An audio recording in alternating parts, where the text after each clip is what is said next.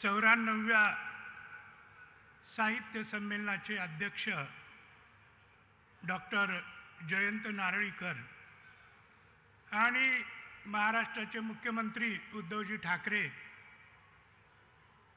काही प्रकृतीच्या कारणामुळे इथं उपस्थित नाहीत, पण ही मंडळी उपस्थित नसली तरी अनुपस्थित मध्ये सुद्धा त्यांच्या अस्तित्वाचा सुगंध या सभागृहामध्ये दरवळतो आहे असं मला वाटतं। महामंडळाचे अध्यक्ष कौतिकराव पाटील, ठाले पाटील, स्वागत अध्यक्ष छगन भुजबळ साहेब, थोर हिंदी गीतकार जावेद अख्तर साहेब, सुभाष देसाई साहेब, श्रीनिवास पाटील जी, मंत्री दादा भुसे, राजमाता गायकवाड आणि या ठिकाणी उपस्थित असलेल्या सर्व तमाम पूर्वाध्यक्षांना मी मानाचा मुजरा करतो। मित्रहो, हे साहित्य संमेलन मला एखाद्या चमत्कारासारखं वाटतं। परवा दिवशी उभा महाराष्ट्र पाहत होता की इथं बदा बदा पाऊस कोसळत होता आणि इथल्या चिखलाचे फोटो आम्हाला दूरदर्शनद्वारे, टीव्हीद्वारे, वर्तमानपत्राद्वारे पाहायला मिळाले होते। मराठीमध्ये सिंहाचा वाटा एखाद्या कामामध्ये एखाद्यानं घेतला असं म्हटलं जातं, पण सिंहाच्या वाट्यापेक्षा वाघाचं काम कसं असतं ही शिक्षा आणि याचा पडताळा मला भुजबळ साहेब आपल्यामुळे आला। एवढा इथं चिखल 2 दिवसापूर्वी असताना नाशिकच्या एखाद्या शेतकऱ्यानं दारात भिजणारी द्राक्षाची पेटी उचलावी, घरात आत आणून ठेवावी, पाऊस थांबल्यावर ती पेटी बाहेर नेऊन ठेवावी, तशा तडफेनं रात्रंदिवस राबून या ठिकाणी हा एवढा मोठा भव्य मंडप उभा केला। याच्या पाठीमागं मला वाटतं की तात्यासाहेब शिरवाडकर आणि वसंत कानेटकर अशा महापुरुषांचे आशीर्वाद आणि शुभेच्छा आहेत, म्हणून या ठिकाणी माय मराठीचा हा जागर एवढ्या प्रमाणामध्ये साजरा होतोय, त्याची अनुभूती आपल्याला मिळते। नटसम्राट हे नाटक आणि अलीकडच्या काळामध्ये नाना पाटेकर यांनी नटसम्राटाचा सिनेमामध्ये केलेला रोल, एवढाच परिचय कदाचित नव्या पिढीला शिरवाडकरांचा असेल, पण शिरवाडकरांचा विशाखा नावाचं जे काव्यसंग्रह आहे हे महाकाव्य होतं आणि त्याच्यावर काही पिढ्या महाराष्ट्रातल्या या पोचल्या गेलेल्या होत्या। पु ल देशपांडे यांनी एके ठिकाणी असं म्हटलेलं आहे की आमचा जन्म कुठल्या नक्षत्रावर झाला हे आम्हाला सांगता येणार नाही, पण आमचं तारुण्य मात्र विशाखा नक्षत्रावर उजळलेलं होतं हे आम्ही अभिमानानं सांगतो। मला एक महत्त्वाची तारीख याद आहे, ती म्हणजे 29 सप्टेंबर 1992। या दिवशी तात्यासाहेब शिरवाडकरांना घेऊन आमचे विजय वाघ लंडनला गेले होते। तात्यासाहेबांचं एक स्वप्न होतं की ज्याला आपण साहित्यातला प्रेषित मानलं त्या शेक्सपियरच्या घराला जाऊन भेट द्यावी आणि इंग्लंडमध्ये स्ट्रॅफोर्ड इव्हॉन अपॉन या नावाचं जे गाव आहे त्या गावामध्ये तात्यासाहेब गेले। त्या ठिकाणी शेक्सपियरचा 7 फुटाचा पुतळा होता। तात्याने आपल्या कोटातून चांदीची फुलं नेलेली होती आणि ती शेक्सपियरच्या पावलावर ठेवली। तेव्हा सुद्धा लंडनमध्ये टीव्ही, CCTV होती आणि प्रेषितासारखा, महापुरुषासारखा कोणीतरी एक मनुष्य चांदीची फुलं वाहतोय हे पाहिल्यावर तिथले क्युरेटर आणि सगळे अधिकारी धावत गेले आणि त्यांनी चौकशी केली की ही व्यक्ती कोण आहे। त्यावेळेला आमच्या विजय वाघांनी सांगितलं की जगामध्ये सर्वात जास्तीत जास्त ज्या भाषा बोलल्या जातात आणि ज्या भाषेमध्ये लिहिलं जातं अशा जगातल्या ज्या 10 भाषा आहेत त्या भाषेमध्ये आमची माय मराठी आहे आणि त्या माय मराठीचे आताचे शेक्सपियर म्हणून जर तुम्ही कोणाला विचारलं तर हाच महापुरुष आहे।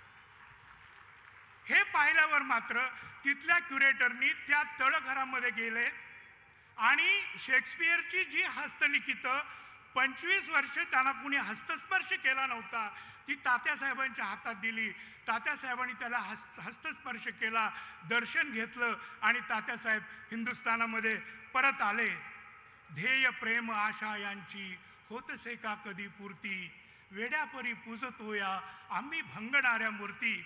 असं सुंदर काव्य लिहिणारे तात्यासाहेब आणि माझ्या नात्याचं मुख्य कारण म्हणजे पानिपत. तसं नाशिकला मी आता नव्हे गेली 35 वर्ष सांगतोय की नाशिक हे माझं अजंठा आणि वेरूळ आहे. म्हणजे तात्यासाहेबांचं घर हे माझ्यासाठी अजंठा होतं आणि कानेटकरांचं घर हे माझं वेरूळ आहे. पानिपत या विषयावर तात्यासाहेबांनाच कादंबरी लिहायची होती. पानिपत या शब्दानं भाऊसाहेब खांडेकरांना वेडं केलं, गोविंदाग्रजांना वेडं केलं, स्वातंत्र्यवीर सावरकरांना वेडं केलं. एवढंच नव्हे तर अण्णाभाऊ साठ्यांनी आपली पहिली काव्यरचना ही पानिपतावर केलेली आहे असं सांगितलं तर वावगं ठरणार नाही. फक्त 30 वर्ष माझं वय होतं आणि अचानक नाशिकवरनं मला फोन आला आणि तात्यासाहेबांचा होता. ते कोल्हापूरला निघाले होते, मी मिरजेला राहत होतो. ते म्हणाले, बाळ मी कोल्हापूरच्या वाटेवर आहे पण मिरजेला मला तुझ्या घरी यायचं आहे. मी म्हटलं तात्या कशासाठी अचानक? नाही रे, ते म्हणाले ज्या टेबलवर पानिपत लिहिली गेली त्या टेबलाचं मला अवलोकन करायचं आहे आणि म्हणून तुझ्या घरी मला यायचं आहे. दुसरे आमचे कानेटकर, पानिपतचं रणांगण यावं नावाचं नाटक मी कानेटकरांच्या घरात त्यांना नेऊन वाचून दाखवलेलं होतं. आणि 21 वर्षापूर्वी मराठीतल्या एका तुफान खपाच्या वर्तमानपत्रामध्ये वसंत कानेटकरांनी 21 वर्षापूर्वी लेख लिहिलेला होता, 20व्या शतकातील सर्वोत्कृष्ट कादंबरी महानायक. आणि अख्खं वर्तमानपत्राचं पान छापणारं ते वृत्तपत्र होतं लोकसत्ता. त्या काळात चांगला मजकूर प्रसिद्ध व्हायचा तिथं. ही आमची जी नाशिक भूमी आहे ही बुद्धिवंतांची आहे, गुणवंतांची आहे, क्रांतिकारकांची आहे. कलेक्टर जॅक्सनचा खून, अभिनव भारत संघटना, स्वातंत्र्यवीर सावरकर आणि सावरकर बंधूंचं कर्तव्य, काम हे आपल्याला माहितीच आहे. पण माझ्या डोळ्यासमोर या नाशिकच्या इतिहासाचं एक लखलखतं पान उजळताना दिसतं आणि ते म्हणजे नांदूर शिंगोटे या गावातला एक सामान्य भिल्ल मनुष्य आणि त्या भिल्लाचं नाव होतं नागोजी नाईक. 1857च्या बंडामध्ये या नागोजी नाईकानं भिल्लांचं जे बंड केलं आणि उघड्या तलवारीनं उघड्या मैदानामध्ये ब्रिटिशांच्या विरुद्ध त्यांनी झुंज दिलेली होती आणि त्याची तारीख होती 4 ऑक्टोबर 1857. पानिपतावर बोलायचं म्हणजे थोडंसं पाणी लागतं. 4 ऑक्टोबर 1857 चासखिंडीमध्ये कॅप्टन हेनरी नावाच्या ब्रिटिश लष्करी अधिकाऱ्याला तलवारीनं या आमच्या भागोजी नाईकांनी उडवलेलं होतं. आणि त्यानंतर 14 दिवसांनी म्हणजे 18 ऑक्टोबर 1857ला शमशेरपूरच्या लढाईमध्ये सुद्धा उघड्या मैदानामध्ये ब्रिटिश आर्मीचा पराभव करणारा हा भागोजी नाईक होता. म्हणजे खऱ्या अर्थी भारतातल्या आदिवासींना अभिमान वाटावा अशी घटना होती. आणि खरी गंमत पुढंच आहे मित्रांनो, जे लष्करी इतिहासाचा अभ्यास करतात पहिल्या महायुद्धाचा आणि दुसऱ्या महायुद्धाचा, त्यांना माहिती आहे की इंग्लंडची राणी जगातला सर्वात मोठा पुरस्कार द्यायची आणि तो पुरस्कार होता व्हिक्टोरिया क्रॉस. 1859 साली व्हिक्टोरिया क्रॉस हा कॅप्टन सुटर या नावाला लंडनच्या राणीनं दिलेला होता. कशासाठी दिलेला होता? की आमच्या भागोजी नाईकाला दगलबाजी नका होईना त्यांनी नामशेष केलं. म्हणजे इंग्लंडची राणी व्हिक्टोरिया क्रॉस देते ते या भागोजी नाईकाच्या निपातासाठी. म्हणजे हा भागोजी नाईक आणि त्याचा दरारा आणि त्याची फौज केवढी मोठी असेल याचा आपण विचार करायला हवा. जेव्हा नाशिकचा मी विचार करतो त्यावेळेला इथल्या ऐतिहासिक, सामाजिक, सांस्कृतिक परंपरा आणि घटनांचे पदर माझ्या डोळ्यासमोरून जातात. काळाराम मंदिराचा सत्याग्रह, डॉक्टर बाबासाहेब आंबेडकर, कर्मवीर भाऊराव कर्मवीर दादासाहेब गायकवाड यांचं काम आपण विसरू शकत नाही. नाशिकमध्ये जवळ एक करंज गाव नावाचं गाव आहे. त्या गावाला मी एकदा भेट दिली होती. तिथली डांगे मंडळी एवढी श्रीमंत होती, आम्हाला त्या गावात सांगण्यात आलं की आमचे बाप जादे एवढे श्रीमंत होते की आमच्या घरामध्ये मुलांचे वाढदिवस केले जायचे साजरे, परंतु आमच्याकडे कुत्र्याचे सुद्धा वाढदिवस साजरे केले जायचे. म्हणजे श्वानाचा वाढदिवस साजरा करण्यासाठी डांगे मंडळी अर्धा अर्धा शेर सोन्याचे दागिने तयार करायचे. याचा अर्थ असा की एवढ्या श्रीमंत राजमहालातला एक राजकुमार त्या महालातून खाली उतरला आणि श्रमिकांच्या लढाईसाठी उभा राहिला. त्या महापुरुषाचं नाव होतं श्रीपाद अमृत डांगे, ज्यांनी कम्युनिस्ट पक्षाची स्थापना केली भारतामध्ये. श्यामची आई मनमंगल स्तोत्र आपण मानतो. या श्यामच्या आईचे काही अध्याय इथल्या या तुरुंगामध्ये नाशिकच्या लिहिले गेलेले होते. काकासाहेब वाघ असतील, भाऊसाहेब हिरे असतील, शांताबाई दाणी असतील, ते शेतकरी संघटनेचे शरद जोशी, कितीतरी श्रेष्ठ पुरुष, समाज पुरुष या भूमीनं दिलेले आहेत. आणि मला वाटतं की यारी आणि दिलदारी यामध्ये नाशिकचा हात कोणी धरणार नाही. महाराष्ट्राच्या राजकारणामध्ये असा एक प्रसंग आलेला होता की नव्या महाराष्ट्राचे मुख्यमंत्री कोण होणार, भाऊसाहेब हिरे होणार की यशवंतरावजी चव्हाण होणार. आणि थोडक्यात नाशिकचा चान्स त्यावेळेला चुकला. परंतु चव्हाण साहेबांचं कर्तृत्व असं की 3-4 वर्षामध्ये हिमालयाला थक्क करेल असं कर्तृत्व त्यांनी दिल्लीला जाऊन घडवून दाखवलं. आणि मग हेच नाशिक पुढं झालं आणि नाशिकहून यशवंतराव चव्हाणांना याच भूमीने निवडून दिलेलं होतं. म्हणजे खऱ्या अर्थी यारी आणि दिलदारी राजकारणातली असो, समाजकारणातली असो, ही नाशिकाकडून शिकायला हवी. नागकेशर या नावाची मी एक कादंबरी लिहिली. विनायकदादा पाटील यांचा 1.5 वर्षापूर्वी मला फोन आला. त्या कादंबरीमध्ये मी एका शुगर लॉबीच्या घराण्याचा इतिहास मांडलेला आहे, सुनामचं द्वंद्व मांडलेलं आहे.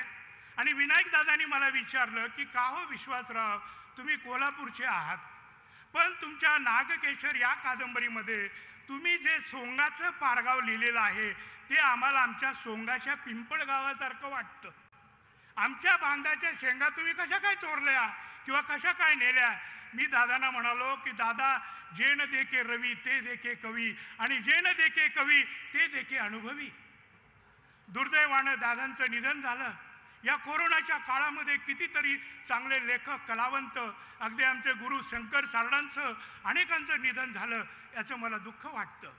मला नेहमी वाटतं, गंमत वाटते ती सामान्य माणसाची. मोठमोठे ग्रंथ, चरित्र ग्रंथ असतील, विज्ञान ग्रंथ असतील, लेखक आपापल्या परीनं सांगायचा प्रयत्न करतो, पण सामान्य माणसाची भाषा ही वेगळी असते. सरकारमध्ये काम करताना माझ्याकडे एक ड्रायव्हर होता. तो हंगामी होता, त्याचा पगार हंगामी होता, पण तो नियमित पिणारा होता. आणि पिला की त्याच्या जिभेवर असली रसवंती यायची. एकदा तो मला म्हणाला की साहेब, सुप्रीम कोर्टाच्या न्यायाधीशासमोर मी ॲफिडेविट करायला तयार आहे. मी म्हटलं बाबा कशासाठी? ते म्हणाले की मी ॲफिडेविट यासाठी करतो की महाराष्ट्रामध्ये यूपीतल्या माणसानं पहिलं झोपडं बांधलेलं आहे. मी म्हटलं ठीक आहे, याच्यामध्ये काय विशेष आहे? नाही म्हणे साहेब, ते झोपडं महाराष्ट्रातलं मुंबईत बांधलेलं नसून ते नाशिक जिल्ह्यात बांधलेलं आहे. म्हटलं ते कसं काय? त्यांनी सांगितलं की अहो, फार पुराण काळामध्ये अयोध्येचा एक माणूस ज्याचं नाव रामचंद्र दशरथराव राजे, तो यूपीतून इथं आलेला होता आणि दंडकारण्यामध्ये पहिलं झोपडं त्यांनी टोकलेलं होतं. मला वाटतं एवढ्या विनोदी पद्धतीनं ह्या कथा कहाण्या सांगण्याचं कसब जे आहे हे सामान्य माणसामध्ये आहे. आमचं नाशिक म्हणजे रत्नाची खाण आहे साहित्याच्या दृष्टिकोनातून सुद्धा. शाहीर परशुराम, बोले कावळा लोतो डोळा फुरफुरते बाही, ही एवढी लावणी सुंदर होती की गीता दत्तनं आग्रह धरला की ही लावणी मी गाणार आहे. शाहीर परशुराम हे वावीचे. मला आश्चर्य वाटतं की वावीला शाहीर परशुरामांचं मंदिर आहे. म्हणजे एखाद्या शाहिराचं, तमासगिराचं मंदिर असणारं गाव हे या भूमीच्याच कुशीमध्ये आहे. विद्रोहाचं पेटलेलं पाणी म्हणजे आमचे बाबूराव बागुल, दसऱ्याचा रेडा सूड मरण स्वस्थ होत आहे. आणि बाबूरावांनी जो विद्रोह दाखवला मित्रांनो, तो विद्रोह हा विनाशक नव्हता तर पोषक होता. आणि वामनदादा कर्डक यांच्याबद्दल काय बोलायचं, निखाऱ्यांचा कारखानदार. आता भुजबळ साहेबांनी ज्या 2 ओळी सांगितल्या त्या मलाही सांगायचा मोह होतो की सांगा आम्हाला बिर्ला बाटा टाटा कुठं आहे हो, सांगा धनाचा वाटा सांगा धनाचा साठा आमचा वाटा कुठं आहे हो. नाशिकची ही साहित्याची जी परंपरा आहे ती डॉक्टर अ.वा. वर्टी, तसेच कवी किशोर पाठक, आनंद जोरवेकर, अरुण काळे, येवल्याचे आमचे प्रकाश होळकर, आदिवासी कवी तुकाराम धांडे, ते कथाकार अर्जुन डांगळे, उत्तम कांबळे, किरण भावसार आणि संतोष हुगलीकर अशा बालसाहित्यकांपर्यंत ही परंपरा येते. मी वाङ्मयाचा, साहित्याचा आणि इतिहासाचा विद्यार्थी म्हणून माझ्यापुढे एक प्रश्न उभा राहतो. जगाच्या इतिहासातलं मराठ्यांचं स्थान आणि योगदान कोणतं होतं याबाबत सर जदुनाथ सरकार यांनी द हाऊस ऑफ शिवाजी या ग्रंथामध्ये वाय वी सॅल्यूट मराठाज, का वंदितो आम्ही मराठ्यांना, असं एक सुंदर प्रकरण लिहिलेलं आहे. ते प्रत्येक मराठी माणसानं वाचायला पाहिजे. शिवरायांचा विचार करताना महाराष्ट्र शासनाचं गाजणारं शिवस्मारक माझ्या नजरेसमोर येतं आणि त्याबद्दलही मला सांगावंसं वाटतं की शिवस्मारकाचा विचार करताना आपण उठसूट अमेरिकेच्या स्वातंत्र्य देवतेचा विचार करतो आणि अमेरिकेच्या स्वातंत्र्य देवतेच्या उंची एवढी आपल्या स्मारकाची उंची असायला हवी. मला वाटतं हा आक्रस्ताळेपणा आहे आणि याच्यामध्ये अज्ञान आहे. कारण स्टॅच्यू ऑफ लिबर्टी ही 1865ची घटना आहे. 1865च्या दरम्यान अमेरिकेमध्ये यादवी युद्ध झालं होतं आणि त्याच्या आधी शिवरायांची आमची कहाणी ही 200 वर्षांनी सिनियर आहे. शिवरायांचं राज्य थोडंसं छोटं राज्य होतं, परंतु त्या राज्याची प्रभा, त्यांच्या न्यायाची, त्यांच्या प्रतिभेची, त्यांच्या कर्तृत्वाची आणि ही जी कहाणी आहे ही फिरंग्यांच्या सर्व कागदपत्रामध्ये तुम्हाला आढळेल. मग फ्रेंच असतील, डच असतील, इंग्रज असतील, प्रत्येकांच्या कागदपत्रामध्ये दक्षिणेत शिवाजी राजा राज्य करतो आहे आणि तिथं एक शिवाजी आहे आणि नेताजी पालकर नावाचा प्रति शिवाजी आहे. याच्या नोंदी काळानं सुद्धा घेतलेल्या आहेत. या निमित्तानं मला असं सांगायचं आहे की शिवस्मारकावर आपण हजारो कोट्यावधी रुपये खर्च करण्याबद्दल आमची ना नाही, पण शिवरायांच्या ज्या स्मृती सह्याद्रीच्या अंगाखांद्यावर आहेत, ज्या आमच्या दुर्लक्षामुळे नष्ट होत आहेत, त्या जपणं हे आपलं महत्त्वाचं काम आहे. परवा मी वेंगुर्ल्याला गेलो. वेंगुर्ल्यांची डचांची वकार, मोठा कॉम्प्लेक्स, 20-25 वर्षापर्यंत तिथं तहसील ऑफिस होतं, आता ते पडायला झालेलं आहे. राजापूरची वकार ती सुद्धा तुटलेली आहे, मोडलेली आहे. अरे राजापूरची वकारीचा ज्यावेळेला आपण अभ्यास करतो त्यावेळेला हेनरी रेविंग्टन या नावाच्या ब्रिटिशानं पन्हाळ्याच्या वेड्यामध्ये शिवाजी राजांच्या विरोधात तोफा पाठवलेल्या होत्या आणि तोफा उडवलेल्या होत्या, म्हणून छत्रपती शिवराय आमचे राजापूरला गेले आणि त्या राजापूरची वकार थरथरलेली होती. हेनरी रेविंग्टनला 3 वर्ष अटक केलेली, त्यातच तो मृत्यू पावला. मला असं वाटतं की जर ह्या खुणा ठेवल्या नाहीत तर पुढच्या पिढीला आम्ही कसं सांगणार की आमच्या राजांच्या समोर हे ब्रिटिश किंवा हे पोर्तुगीज अशा पद्धतीनं थरथरत होते. आणि अगदी किरकोळ कारणावरून ह्या ज्या खुणा आहेत त्या नष्ट केल्या जातात. राजापूरची ती वकार का तोडली? एक साधं कारण की राजापूरची जी वकार होती 15 वर्षापूर्वी, मध्ये एक रस्ता होता, रस्त्याच्या पलीकडे पोलिसांची कॉलनी होती. पोलिसांची लेकरं कॉलनीतली संध्याकाळी 6 नंतर त्या खंडराजवळ शी आणि शू करण्यासाठी जायची आणि भूतकेताची भीती वाटायची, म्हणून ते स्मारक आम्ही तोडून टाकलं. अशा पद्धतीनं आपल्याला पाहता येणार नाही. या किल्ल्यांचं रक्षण करणं गरजेचं आहे. या ठिकाणी मी मुद्दाम आठवण करून देईन की नाशिकाला जे साहित्य संमेलन भरतंय हे स्वराज्याच्या पहिल्या राजधानीपासून 70 किलोमीटरवर आहे. आता पहिली राजधानी कुठली म्हणून विचाराल तर एकूण संगमनेरजवळ पेमगड किंवा शहागड नावाचा जो किल्ला आहे ती आमची स्वराज्याची पहिली राजधानी होती. आणि छत्रपती शहाजी महाराज नाव फक्त नामधारी तो अहमदनगरचा राजा होता, पण प्रत्यक्ष राजा छत्रपती शहाजी महाराज होते आणि पेमगडांचं त्यांचं राज्य. तो किल्ला तुम्ही जाऊन बघा, पाण्यातलं एखादं कमळाचं अर्ध फूल असतं त्या अर्ध्या फुलासारखा तो सुंदर किल्ला. आणि शहाजी राजांच्या ताब्यात पुण्यापासून ते नाशिकपर्यंत 65 किल्ले होते. त्याहीपेक्षा महत्त्वाचं म्हणजे शिवनेरीला शिवरायांचा जन्म झाला, पण पेमगडावर या शिवरायांचा बालपण 3.5 वर्ष गेलेला आहे. अरे हे आमचे शहाजी महाराज एवढे शूर होते की शहाजी राजे मिटत नाहीत, हटत नाहीत, म्हणून आग्र्याहून आणि दिल्लीहून स्वतः बादशाह शहाजहान नाशिकला आलेला होता आणि बागलाणला आलेला होता. माहुलीच्या किल्ल्याला वेढा दिलेला होता. त्यावेळेला जो 1635ला जो करार झाला माहुलीचा, त्या करारातल्या 6व्या कलमानुसार शहाजी महाराजांना इथून ते विजापूरला पाठवण्यात आलं. या शहाजी महाराजांचं वर्णन काय केलेलं आहे शहाजहाननं, की हा असा मराठा आहे की तो ज्या पर्वतासमोर उभा राहतो त्या पर्वताला पाय फुटतात, त्या पर्वताला घाम फुटतो आणि म्हणून इथं राहता त्यांनी उपयोगाचं नाही. आणि त्यावेळेला रणदुल्ला खान या नावाचा एक मुसलमान सरदार होता. त्यांनी माता जिजाऊबाईंना सांगितलं की भाभीजी तुम्ही विजापूरला जाऊ नका, तुम्हाला पुण्याची जर जहागिरी टिकवायची असेल तर तुम्हाला पुण्याला राहिलं पाहिजे. या उदाहरणावरून काय दिसतं की हिंदू माणसं ही छत्रपती शिवाजी महाराजांच्या पाठीशी होती, परंतु काही मुसलमान घराणी सुद्धा आमच्या स्वराज्यासाठी लढलेली आहेत, हे आपण विसरता कामाचं नाही. छत्रपती शिवरायांना 22 गुरु होते की 25 गुरु होते मला माहिती नाही, पण इतिहासाचं परिशीलन मी केल्यानंतर माझ्या असं लक्षात आलेलं आहे की छत्रपती शिवाजी महाराजांना जिजाऊसाहेब नावाच्या सागरासारख्या माता होत्या आणि शहाजीराजे या नावाचे पर्वतासारखे पिता होते. शहाजी महाराजांनी भातवडीच्या लढाईमध्ये गनिमी काव्याचा पहिला मंत्र शिवरायांना दिलेला आहे. शहाजीराजे स्वतः संस्कृत पंडित होते, त्यांनी ती राजमुद्रा लिहिलेली आहे. आणि शहाजी राजांनीच 1640 ते 1642 मध्ये बेंगलोरला शिवाजी महाराजांना बोलवून स्वतः ट्रेनिंग दिलेलं आहे. म्हणजे या सगळ्या इतिहासाच्या खुणा आजूबाजूला आहेत आणि म्हणून मला त्या आठवतात.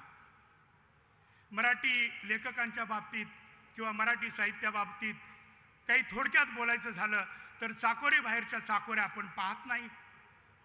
अण्णाभाऊंची दर्दभरी दास्तान म्हणून एक ग्रंथ मी नुकताच लिहिलेला आहे. आपल्याला माहिती आहे की अण्णाभाऊ कधी शाळेत गेले नव्हते. 1.5 दिवसाची शाळा, साईन बोर्ड बघितले, पण एकलव्यासारखं त्यांनी स्वतः असं शिक्षण घेतलं की वयाच्या 23व्या वर्षी स्वतः शिक्षण घेऊन बाहेरून ते एवढे विद्यापती बनले की डॉक्टर होमी बाबा आणि ख्वाजा अहमद अब्बास यांनी ज्या वेळेला इफ्टाची स्थापना केली त्या पहिल्या 7 इफ्टाच्या सदस्यांमध्ये, संस्थापकीय सदस्यांमध्ये त्यांनी अण्णाभाऊंबरोबर घेतलेलं होतं. अण्णाभाऊंनी जी स्त्री लिहिली ती त्याच दर्जाच्या स्त्रीच्या व्यक्तिरेखा फक्त शरदचंद्र आणि प्रेमचंद यांनी भारतात लिहिलेल्या आहेत. भारतीय कम्युनिस्ट पक्षानं तमिळमध्ये जयकांतन, बंगालमध्ये महाश्वेता देवी आणि महाराष्ट्रात अण्णाभाऊ साठे यांना प्रोजेक्ट केलेलं होतं.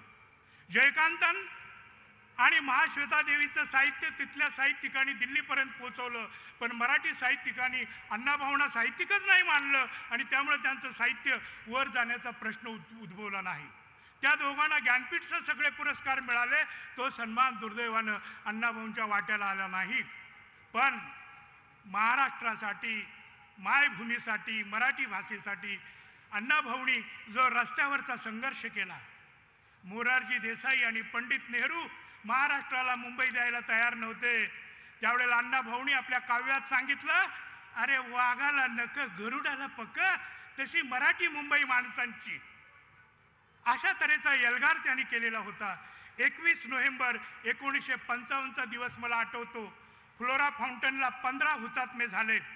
त्या हुतात्म्यामध्ये सीताराम पवार नावाचा एक विद्यार्थी होता आणि ह्या विद्यार्थ्याचं शव बघितल्याबरोबर अण्णाभाऊंच्या डोक्यामध्ये जशा काही डमडमच्या गोळ्या फुटल्या. एक फटाका असतो जो खाली आपटला की फुटतो आणि आभाळात गेल्यावर फुटतो. त्याचप्रमाणे डमडमची गोळी अंगात घुसली की जखम करते आणि आत तिचे छेरे हे रक्त मांस बाहेर काढतात. असे अण्णाभाऊ या महाराष्ट्रासाठी लढले आणि त्या रात्री त्यांनी माझी मैना गावावर राहिली, माझ्या जीवाची होती या कायली या नावाची लावणी नव्हे रणलावणी लिहिली आणि खऱ्या अर्थी शब्दांच्या डागण्या देऊन आपल्या मेंदूतल्या ह्या ज्या गोळ्या होत्या डमडमच्या त्या बाहेर काढलेल्या आहेत. शाहीर अमर शेख आणि अण्णाभाऊंनी कवी शैलेंद्र यांना मदतीला घेतलं आणि शैलेंद्रकडून सुंदर ओळी लिहून घेतलेल्या होत्या. जागा मराठा आम जमाना बदलेगा, दो कौडी के मोल मराठा बिकने को तैयार नहीं. दिल्लीला जाऊन 30-30 तास त्यांनी पंडित नेहरूंच्या समोर डब वाजवत 30-30 तास गाणी गायली, महाराष्ट्रासाठी संघर्ष केला. म्हणून महाराष्ट्राला महाराष्ट्र हे नाव मिळालं, मराठी भाषकांना मराठीचं राज्य मिळालं. परंतु या कवींची तेवढीची नोंद आपण घेतलेली नाही. मित्रांनो, ही दिवाळी साहित्यिकदृष्ट्या मला खूप आनंदाची गेली, कारण मराठवाड्यातल्या एका लेखकाची कादंबरी जी सुलोचनाबाई देशमुखनी 25 वर्षापूर्वी प्रकाशित केलेली आहे, ती कुणी नीट वाचलेली नाही, अभ्यासलेली नाही. पण ती कादंबरी वाचताना मराठवाड्यातल्या कादंबरीकाराची कादंबरी मी वाचतोय की शेक्सपियरच्या एखाद्या मोठ्या नाटकाचा अभ्यास करतोय असं मला झालेलं होतं. आणि त्या कादंबरीचं नाव अग्निकाष्ठ आणि त्या लेखकाचं नाव बाबू बिरादार. पुढच्या महिन्यामध्ये या महान साहित्यिकाच्या घराला आणि त्याचं दर्शन घेण्यासाठी मी मुद्दाम मराठवाड्यात जाणार आहे. बाग केसकर यांची सुरवंता नावाची कादंबरी, ऊस तोडीच्या कामगारांचं जीवन मांडणारी 73 मैल अशोक फटकरांची कादंबरी. या कादंबरीचं वेळेत कौतुक झालं असतं तर प्राध्यापक अशोक फटकर नावाचा साहित्यिक आणखी काही वर्ष जगला असता असं मला वाटतं. आता महत्त्वाचा मुद्दा आपल्या भाषणात भुजबळ साहेबांनी जो मांडला तो अभिजात भाषेच्या दर्जाचा. जर तमिळ आणि कन्नड भाषांना जर अभिजात दर्जा मिळत असेल तर माय मराठीला का मिळू नये? रंगनाथ पठारेंनी यांच्यावर चांगला अभ्यास केलेला आहे आणि लवकरात लवकर ही आम्हाला अभिजात भाषेचा दर्जा मिळाला पाहिजे.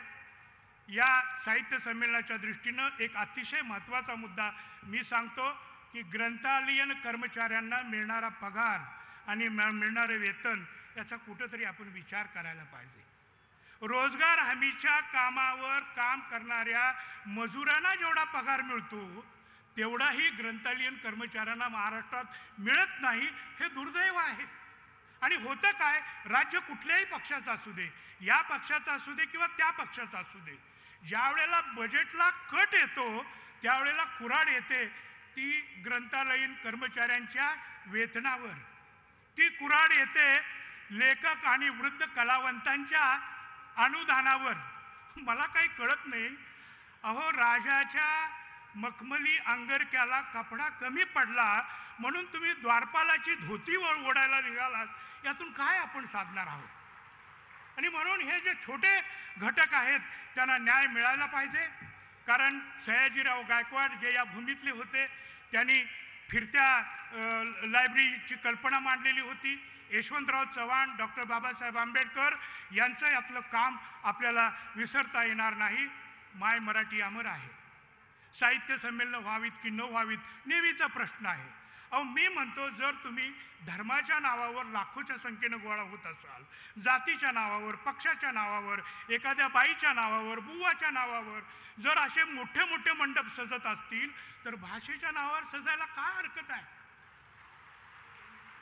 मी 4-5 वर्षापूर्वी माझ्या मुलीच्या ॲडमिशनसाठी लंडनला गेलो होतो. अहमद खान नावाचा महाडजवळचा तुडील या गावातला एक मुसलमानग्रस्त 1960 साली लंडनमध्ये गेलेला आहे आणि लंडनपासून 400 किलोमीटरवर ब्लॅकबर्न या नावाच्या गावामध्ये तो राहतोय. मी त्याच्या घराला भेट दिली त्यावेळेला त्यांनी सांगितलं की लंडनमध्ये मी 50 वर्ष माझ्या मुलाबाळांचं राहतो, पण इंग्रजी दारात आणि मराठी माझघरात, हे आमचं तत्व आहे. आणि मला निरोप देताना त्याच्या डोळ्यात पाणी होतं. त्यांनी मला सांगितलं की साहेब, मुंबईला गेल्यावर तुम्ही एक करा. मी म्हटलं काय करू सांगा. ते म्हणाले आमच्याकडे मराठी दूरदर्शन किंवा दूरवाहिनीच्या बातम्या दिसत होत्या त्या अलीकडे बंद झालेल्या आहेत.